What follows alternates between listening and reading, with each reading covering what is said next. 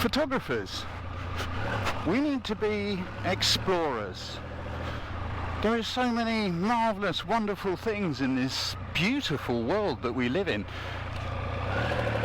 We have to explore light and composition, as well as our location. And that is where I think motorcycles and photography, they're just a blend made in heaven. So let's go for a little ride together.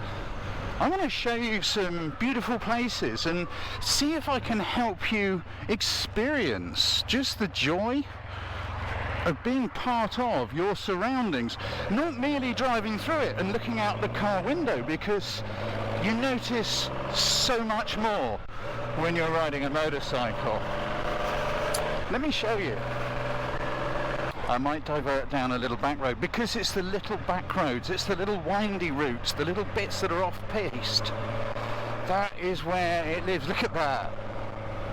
I hope you can see that because there's so much light. Can you see the mist on the water? Isn't that beautiful?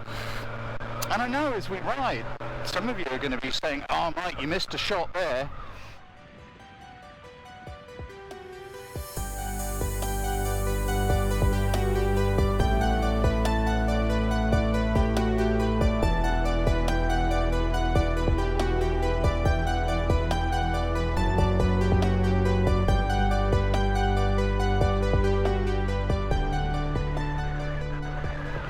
These beautiful little thatched cottages here on the right as we come down the hill into Beaulieu. Go a bit careful here. Road's wet and there's a frost. Not fun on a motorcycle if you're going too fast. So Beaulieu, originally settled by the French when they started coming over here, which I guess must have been around the time of the Norman conquest. Beaulieu is its original name. Beautiful place. But of course the English, not being so good with languages, they couldn't cope with that.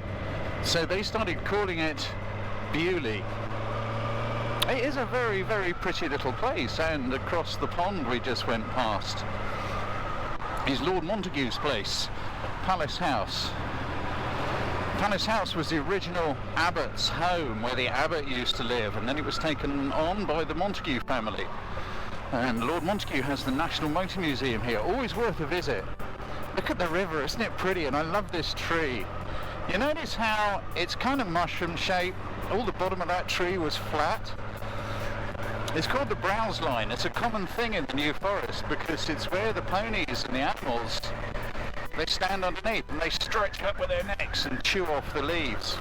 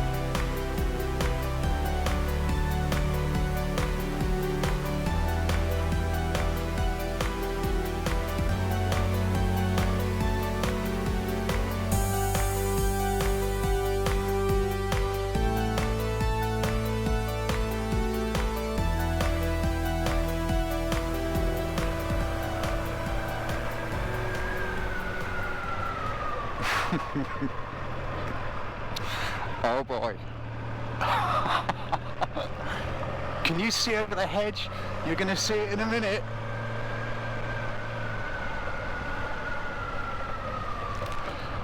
Isn't that gorgeous out there? Now I don't know, I think the GoPro's probably struggling, but you can see. Wow, we got that lovely flat water. We need to stop and take some pictures. I'm going to go to the car park down here and we'll walk back up. Car park's closed. Another advantage of riding a motorcycle, I guess. Car park full, it says. Car park can't possibly be full. That's just nonsense. Yeah, that's rammed. But look at that. Look at that beautiful calm sea. Look at that wonderful blue. And over here, we've got a little cottage. I think it's an old lifeboat house. Look at the boat coming in. Typical, isn't it? I wonder if it will still be there by the time I've done something with my bike. Let's find out. Here's our little house. Isn't that amazing? But I think we're going to be better off to shoot from the other side so that the light is coming towards the camera. It might be very bright, it might be a silhouette job. There's only one way to find out. That's to go and see.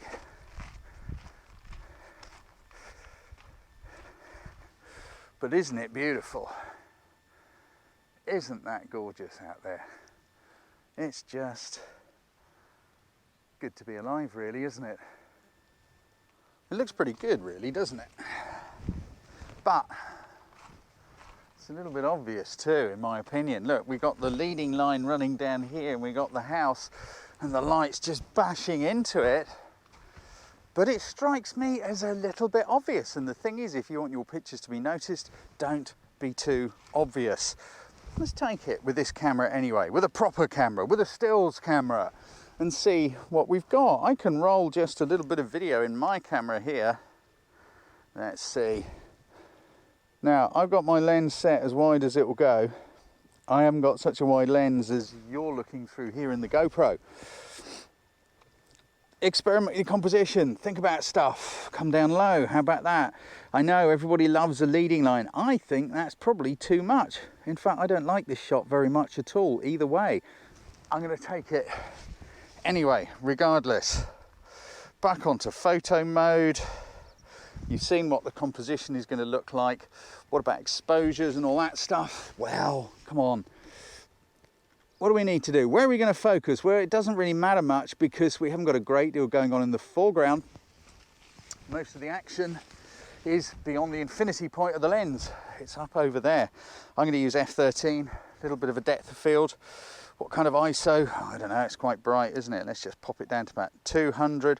What kind of shutter speed are we going to get? That's going to give me 160th. That means that it looks about right. I'm just going to, yeah, 160 f13, 200 ISO with what I think is a really rather obvious composition. Yeah, rah-rah. Let's go and have a look around the other side. But when we turn around, I think you'll see straight away what an enormous difference this light has made just by coming the other side. Light is everything. Light is king. Light is what makes it work. Look, how about that? Does that not look a world more interesting? Let me just make sure the shot's leveled up. It's not bad, is it? It's not bad. That looks pretty good. Now, I of course came out without a wide angle lens, nothing like as wide as the lens that you are looking through. Morning, lovely morning, isn't it? Beautiful. How do we take the shot? You can see the composition pretty much at what you're looking at now. But let me roll a little piece of video. Here we go. So we wouldn't want to put the house in the middle, would we? We want to make sure we capture the light path and the house. What kind of exposure are you going to want? Well, that's going to be slightly more tricky. If I darken the shot a bit, you see, we've got to find that place. Don't just do what the light meter says. This is what the light meter says. I think we need to be brighter than what the light meter says in order to get some detail in the side of the house. That shouldn't be too hard though, should it? Because look, it's white. If that was a black building, then we'd have a problem. Photo mode, take our picture. I want to use a small aperture, f16. Then we can probably starburst that sun in the sky. Next, what about where we focus? Again, it doesn't matter too much, particularly not at f16, because we've got a massive depth of field. Now we know what our composition is going to be. What about our exposure? I'm looking at my histogram. I'm watching the histogram roll back and forth. There's going to be some burnt out highlights here because they do burn out. It's natural, the sun burns out to your eye. So we're focused up. I've chosen a 400th of a second at f16. That is going to be my exposure. That is one stop brighter than the camera says it should be. Never be afraid to argue with your camera and your light meter. Line up the shot, get the camera level, and just take the picture. That is so much nicer. We've got more moodiness into it. It's much more moodiness, whatever that is, than the one we took from the other side. Light is king. Argue with your light meter. If you know what I mean by argue with your light meter, if you don't know how to create a starburst in the sky, how apertures create these effects, if you don't understand how to read your histogram, come and have a look at my Masterclass in Photography online course, because it will give you all of that good stuff. Camera controls, light and composition, they're the building blocks of photography. If you can't do that effortlessly and easily, you're going to struggle. This is a location where we go in really quite deep in that course, and I can show you some other pictures that were taken down here. I'll show you camera settings, I'll show you composition, I'll show you how to use light, and all sorts of other things like white balance too. Go and check it out. It will revolutionize your world. Let's go and have a little bit of a ride, because I don't know about you, I want some breakfast.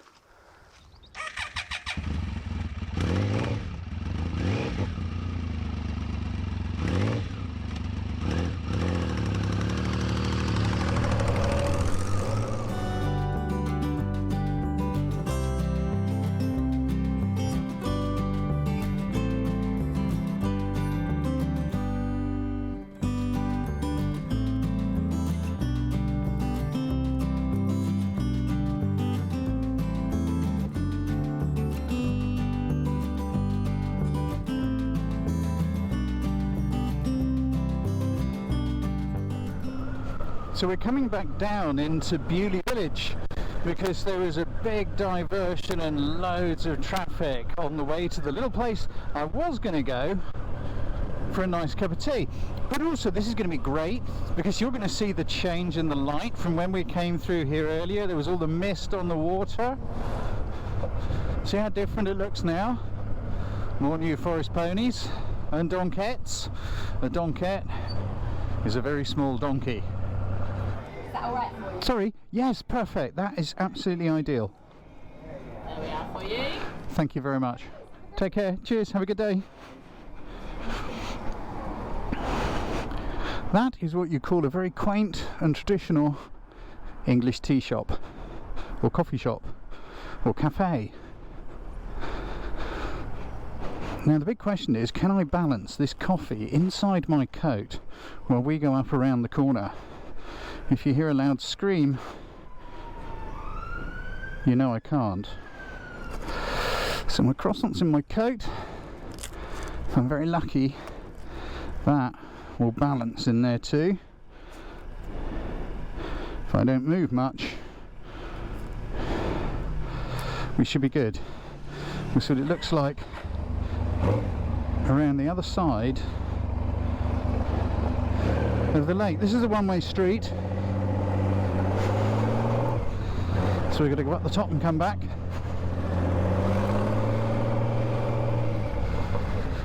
The village school. Whoops. What had happened? My coffee's gone. I've dropped the coffee already.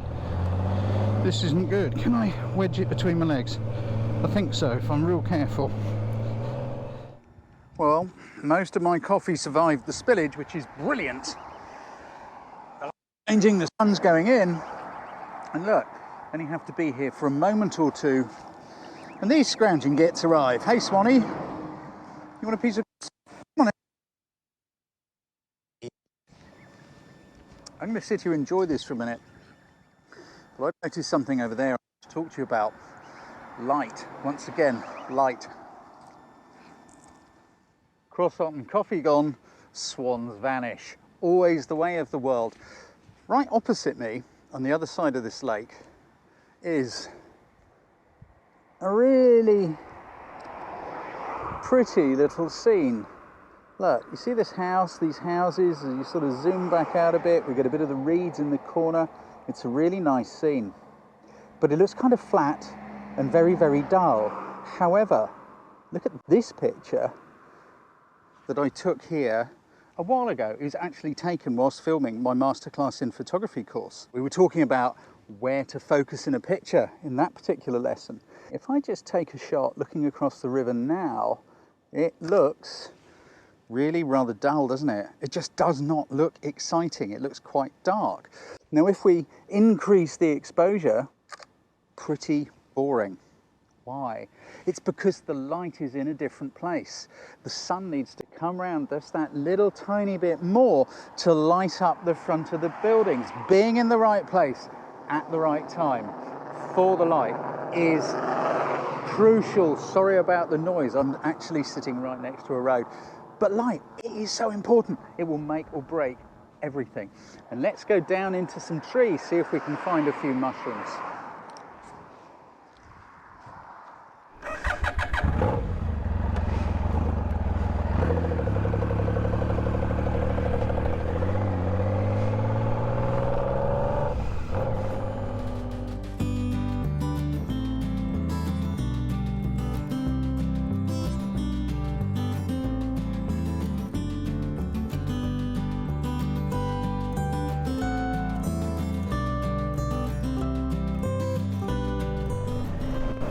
There's a forest car park here on the right. It's called the Park Pale. You go back to the time of King Rufus, many, many centuries ago. It was a royal hunting point because the New Forest wasn't just pageantry and deer hunting. It was a deer farm. And the huntsman would drive the deer along two gullies into that hollow in the sand, and then the royal huntsman would be lined along either side with bows and arrows and spears, and that is where they would butcher the deer. It was an important source of revenue for the royal coffers. Now I've just popped in here hoping I can find, there's one. I want a bin. I want to get rid of my coffee cup.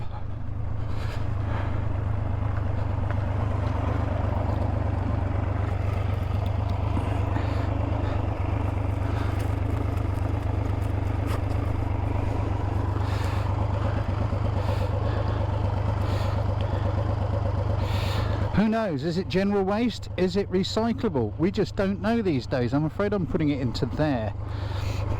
We shall see.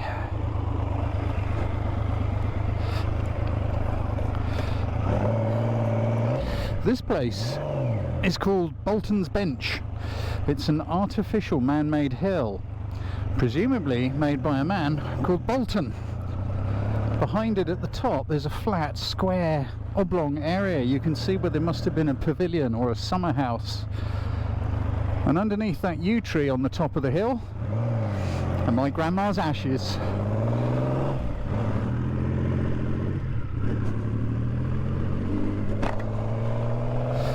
Oh, that's better. I hate having the visor closed. Isn't this a pretty little place? It's a shame the sun's gone in, because when you get the light filtering through the trees, it's beautiful.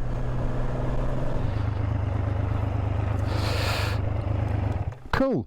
Let's go see what we can find. And there we go.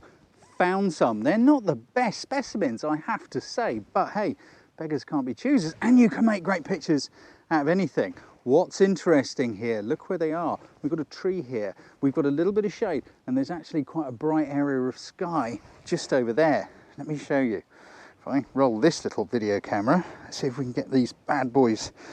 Here we go, look, let's get them sharp. Right, here's our little pile of mushrooms. There's you over there in the form of the GoPro. Now look, if I widen that lens, look, you see there's this big open area of sky up in here.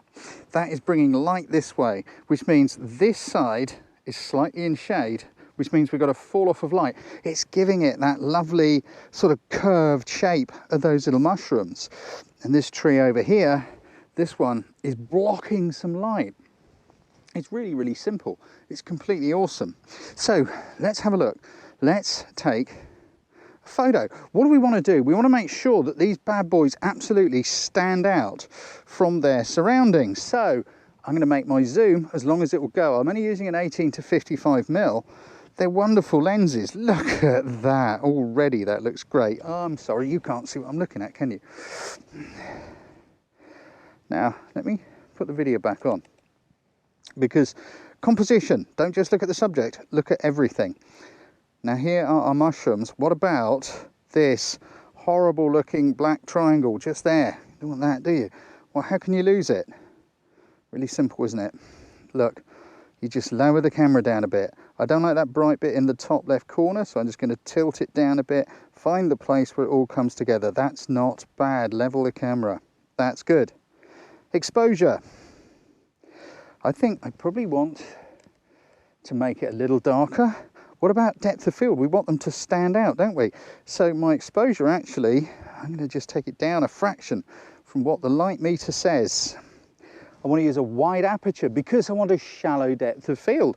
I want these bad boys to stand out from their surroundings. So we've got our composition. I like that light. I think it looks great, even though it isn't really shiny. They look pretty good. Not a bad shot. I went and caught that bit of brightness in the sky then. Let's just see if I can get that. There we go. That's better, isn't it? So that's quite a nice shot, but there's another little thing going on here.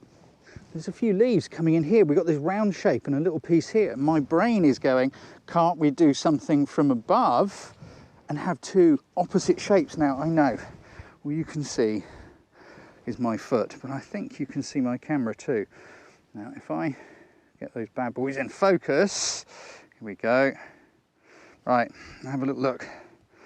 As I turn the camera, look, you see we got these leaves coming in here, we got these bad boys here. We just kind of zoom that lens in a bit longer. Focal length and composition, they are best mates. Look, I think that is quite a nice looking shape. We've got the autumn leaves, we've got a few fungus. Let's take that shot too.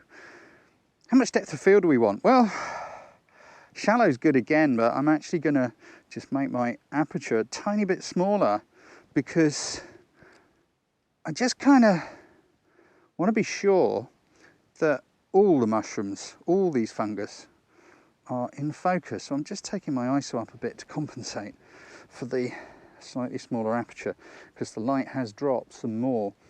We've got a cloud come along.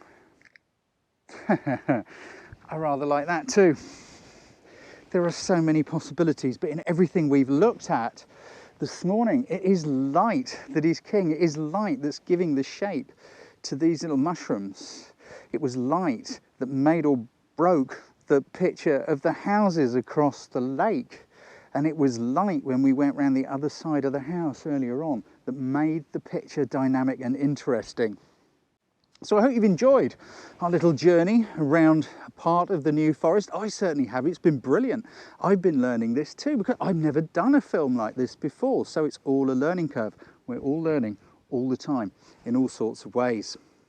Everything we've talked about depth of field, about ISOs and all that good stuff, it's all in my masterclass in photography. Click the little thing up here on the left. It will take you there. Find out about it. Go and get a free sample. I hope you've enjoyed this video. If you have, please like, share and subscribe because it helps me make more like it. Let's do this again soon.